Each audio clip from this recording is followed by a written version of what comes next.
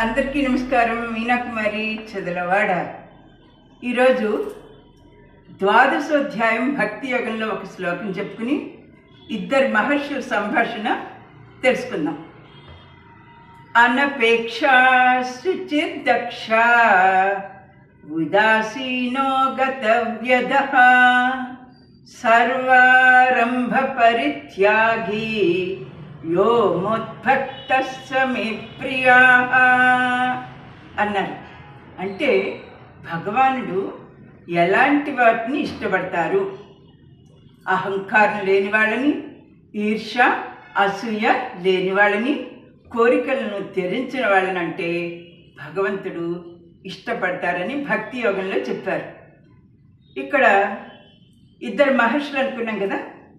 విశ్వామిత్రుడికి తన తపశ్శక్తిపై చాలా అపారమైన నమ్మకం అన్నమాట. అయితే ఒకసారి బ్రహ్మదేవుడు మిరపకాయలు సృష్టించారు కారం కోసం.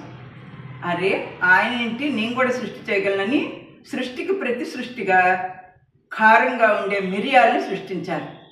అదే ఉద్దేశంతో వశిష్ఠుల వారి దగ్గరికి వచ్చి తపశ్శక్తి చాలా గొప్పది అని వాదిస్తున్నారు.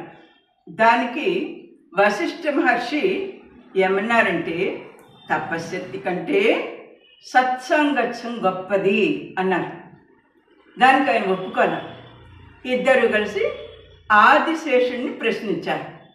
ఆయన ఏమన్నారు, ఈ భూమి భారాన్ని రోజు నేను మోస్తున్నాను కదా, ఈరోజు మీ తలపైన పెట్టుకోండి, ఎవరు ఎక్కువ సమయం భూభారాన్ని మోస్తారో వాళ్ళు వాదన సరైనది అన్నారు.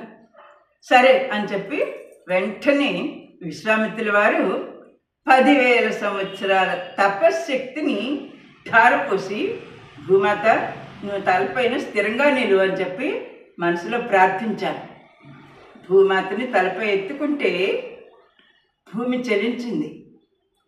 ఆయన బ్యాలెన్స్ నిలుపుకోలేకపోయారన్నమాట. అది తట్టుకోలేక వెంటనే కింద దించేశారు. అప్పుడేమైంది, 10,000 సంవత్సరాల తపశక్తి వృధా అయిపోయింది. సరే, ఇప్పుడు వశిష్ఠుల వారి వంతు వచ్చింది.